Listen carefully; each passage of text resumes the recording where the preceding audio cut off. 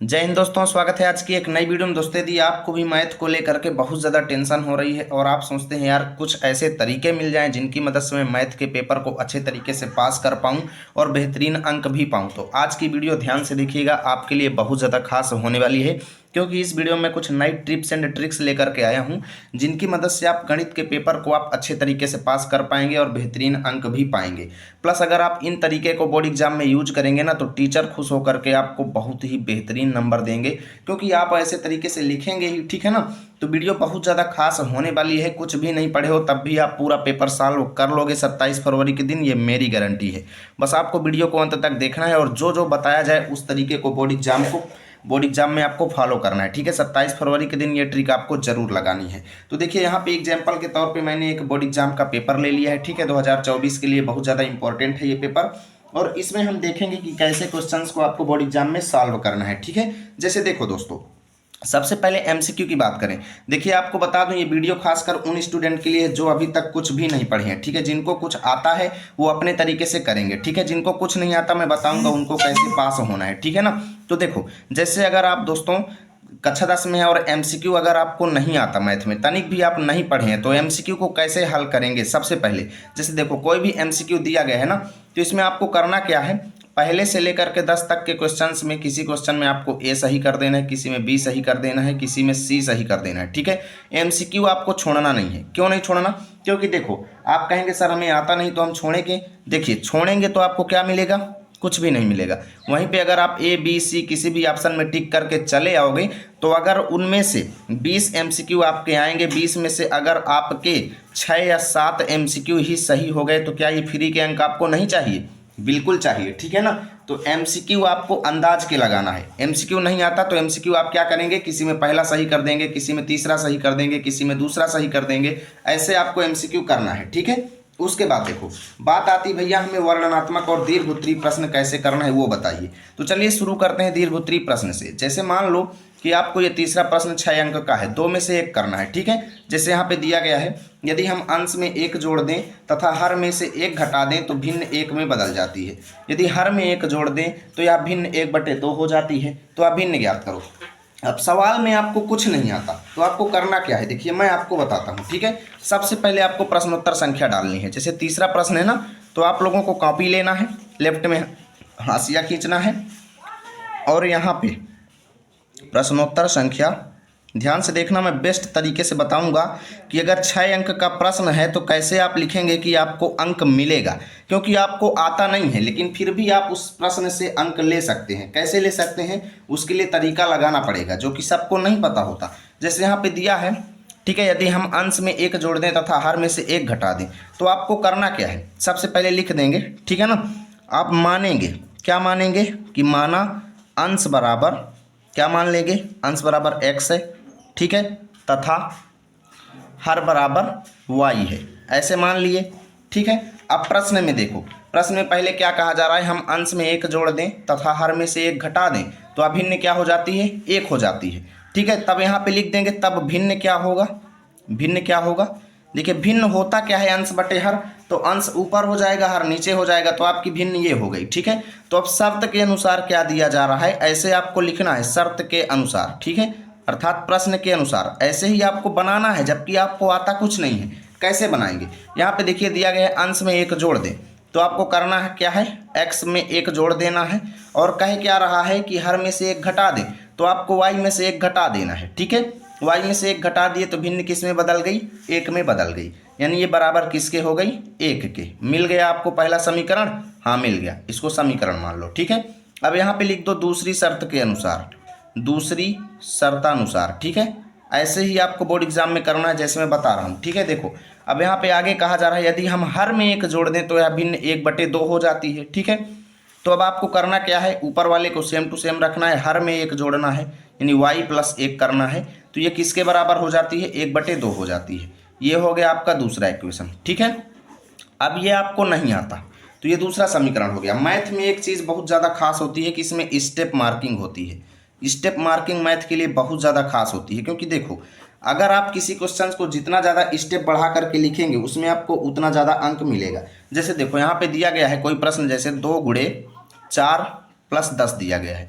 इसे आपको सॉल्व करना है। तो इसमें कई लोग क्या कर देंगे, सीधा इसको 4 दूना 8 और 10 18 लिख देंगे, ठीक है, डायरेक्ट लिख देंगे और आंसर कर देंगे। और कई लोग क्या करेंगे, 2 और 4 को पहले 8 करेंगे, फिर 10 प्लस करेंगे, एक स्टेप और बढ़ा देंगे, लास्ट स्टेप में 18 लिखेंगे, ठीक है, यानी एक स्टेप उन्होंने बढ़ा दिया, तो एग्जामिनर की नज़र में आंसर बड़ा हो गया, ठीक है। यानी आंसर को जितना आप डायरेक्टली लिखेंगे उतना ही आपको कम अंक मिलेगा। तो आंसर को ज़्यादा से ज़्यादा बढ़ा करके लिखने की कोशिश करें, ठीक है।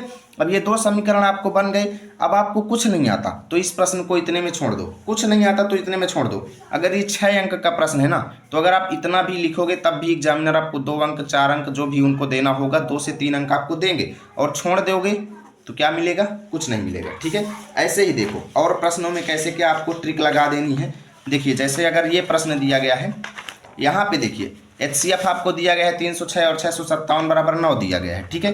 तो सबसे पहले प्रश्नोत्तर संख्या आप ऐसे ही डाल देंगे, ठीक है। प्रश्नोत्तर संख्या, ठीक है। प्रश्नोत्तर संख्या जैसे इसमें कौन सा है, दूसरे पहले का का, तो आप लोग यहाँ पे पहले का लिख देंगे ऐसे, ओके। पहले का आपने लिख दिया। उसके बाद देखो यहाँ पे HCF दिया गया है 306 और 657 का, तो आपको करना क्या है, यहाँ पे सबसे पहले लिख देना है दिया है, ठीक है। क्या लिखना है, दिया है। प्रश्नों में दिए गए चीज़ों को लिखो। क्या दिया गया है, पहली संख्या आपको दी गई है, पहली संख्या आपको क्या दी गई है, यहाँ पे आप लोग देखेंगे तो पहली संख्या आपको 306 दी गई है, तो आप लोग यहाँ पे 306 लिख दो, ठीक है, ये हो गया। और दूसरी संख्या ऐसे ही बढ़ाओ स्टेप को, ठीक है। कुछ नहीं आता तो आप प्रश्नों को ही बदलो, प्रश्नों को ही उतारो कॉपी में, लेकिन अलग अलग तरीके से उतारो, ठीक है। जैसे दूसरी संख्या 657 है, तो 657 आप लोग यहाँ पे लिख दो, ठीक है, ये हो गया। अब आप देखेंगे कि दिया है, आगे क्या दिया है, HCF दिया है, ठीक है। तो HCF लिख दो, HCF 306 कामा 657 बराबर कितना दिया है, यहाँ पे बराबर में 9 दिया है, तो 9 यहाँ पे लिख दो, ठीक है, ये हो गया। उसके बाद देखो LCM हमें ज्ञात करना है, ठीक है। तो LCM ज्ञात करना है, आगे लिख दो ज्ञात करना है, ठीक है, ज्ञात करना है, ज्ञात करना है क्या है, LCM, ठीक है। LCM ज्ञात करना है 306 और 657 का। आगे आपको फार्मूला आता है तो आगे फार्मूला लिखो और सवाल लगाओ, नहीं आता है तो कुछ मत लिखना, आंसर यहाँ पे मत लिखना, ठीक है, आंसर मत लिखना, आप इसको यहीं पे छोड़ दो। आपने कुछ स्टेप लिखा, क्या किया, आपने कुछ स्टेप्स लिखे आपके आंसर के, ठीक है, यहाँ तक आपने सही लिखा। तो जैसे अब ये पूरा प्रश्न आपका 2 अंक का है, तो एग्जामिनर 1 अंक आपको खुशी खुशी देंगे, जबकि आपने यहाँ पे कुछ किया नहीं है, आंसर वगैरह आपने कुछ नहीं लगाया, लेकिन आपने इस तरीके से लिख दिया, तो एग्जामिनर को कुछ आभास होगा, ये होगा यार बच्चे ने मेहनत किया है, तो उसको कुछ ना कुछ जरूर देना चाहिए, ठीक है। ऐसे वो आपको अंक देंगे। और यहीं पे अगर आप इस प्रश्न को छोड़ देते तो आपको क्या मिलता, कुछ नहीं मिलता। ऐसे ही आप कुछ प्रश्न करते जाएंगे, सभी प्रश्नों को करेंगे, किसी से 1 अंक, किसी से हाफ अंक, किसी से 2 अंक, किसी से 3 अंक, फ्री के अंक आप ऐसे लेते जाएंगे। 6 से 7 अंक आपको MCQ के मिल जाएंगे, आराम से आप 20 से 23 नंबर तक पहुंच जाएंगे, और 23 नंबर में ही आपको पास होना है, ठीक है। और देखो और कैसे क्वेश्चंस बनाएंगे, खासकर देखिए इन क्वेश्चंस में, इन वाले चित्रों को ध्यान से देखिएगा। इनमें देखिए दिया गया है आपके सामने कि एक ठोस एक अर्धगोले पर खड़े एक शंकु के आकार का है, ठीक है ना। तो इन वाले प्रश्नों में आपको सबसे पहले प्रश्नोत्तर डाल देना है, जो भी प्रश्नोत्तर हो आप लोग डाल देंगे, ठीक है। 5वां है 5वां डाल दो। अर्धगोले पर खड़े एक शंकु के आकार का है, तो अब चित्र बनाओ। इन प्रश्नों में भाई चित्र का 2 से 3 अंक होता है, ये 6 अंक का प्रश्न है, तो 2 अंक आपको इसमें चित्र बनाने के मिलेंगे, ठीक है ना। तो आपको सबसे पहले चित्र बना देना है। जैसे एक ठोस एक अर्धगोले पर खड़े एक शंकु के आकार का है, तो सबसे पहले एक अर्धगोला बना दो ऐसे, ठीक है, अर्धगोला बना दो पेंसिल से, ठीक है। उसके बाद इसमें एक शंकु खड़ा कर दो, ये खड़ा कर दिए, ठीक है, ऐसे आपने शंकु खड़ा कर दिया। अब ये चित्र आपने बना दिया उस वस्तु का, ठीक है। और जिनकी त्रिज्याएं 1 सेंटीमीटर है, ऐसे यहाँ पे 1 सेंटीमीटर लिख दो, यहाँ पर भी 1 सेंटीमीटर लिख दो, ठीक है। ऐसे अगर आप चित्र बना करके ही इस प्रश्न को, और इसमें क्या क्या चीज़ें लिखेंगे, जैसे लिख देंगे दिया है, ठीक है, क्या क्या दिया है, दिया है कि इस चित्र में शंकु की त्रिज्या, ठीक है, शंकु की त्रिज्या बराबर 1 सेंटीमीटर, ठीक है। ऐसे ही आप लोग लिख देंगे शंकु की ऊंचाई उसकी त्रिज्या के बराबर है, लिख देंगे शंकु की ऊंचाई बराबर उसकी त्रिज्या, ठीक है। ऐसे आप लोग लिख देंगे बराबर उसकी त्रिज्या, यानी कि बराबर में किसके हो गई, 1 सेंटीमीटर के, ठीक है। जब 1 सेंटीमीटर त्रिज्या है तो उतनी ही उसकी ऊंचाई हो जाएगी, ठीक है। ऐसे ही आपको लिखना है। और इस ठोस का आयतन आपको ज्ञात करना है। तो अगर सूत्र याद है तो ठोस यानी शंकु और ये अर्धगोले के आयतन का फार्मूला लगा करके आप आंसर निकाल लोगे। नहीं आता तो इतने पर छोड़ दो। अगर ये पूरा प्रश्न आपका 6 अंक का है तो चित्र बनाने के आपको 2 अंक यहाँ पे मिल जाएंगे। यानी जहाँ पे अंक नहीं मिलता वहां से भी आप अंक ले सकते हो इन ट्रिक्स का यूज करके, ठीक है। तो बोर्ड एग्जाम में आपको मैथ में दोस्तों सबसे ज़्यादा गलती स्टूडेंट यही करते हैं। गलती क्या करते हैं कि वो प्रश्न को खाली छोड़ देते हैं, कॉपी को खाली छोड़ करके चले आते हैं, और ये गलती उनकी सबसे बड़ी गलती होती है, क्योंकि एग्जामिनर कॉपी खाली अगर पाया तो वो कभी भी एक भी अंक नहीं देगा, आपको निश्चित है कि फेल कर देगा। वहीं पे अगर आप कॉपी में चाहे गलत ही आंसर लिखें, केवल गाली गलौज वगैरह नहीं लिखना, अपशब्द नहीं लिखना, आप आंसर यानी अगर कुछ नहीं आता तो प्रश्न ही उतार दो, आपको एग्जामिनर पास कर देंगे, मैं ये गारंटी के साथ कहता हूँ, ठीक है। आप कोई एग्जामिनर पास करेंगे, आपको कुछ नहीं आता प्रश्न ही उतार दो, ठीक है।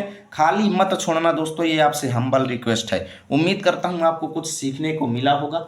यदि वीडियो अच्छी लगी तो लाइक करना, दोस्तों के पास शेयर करना। मिलेंगे आपके साथ अगली वीडियो में, तब तक के लिए जय हिंद जय भारत।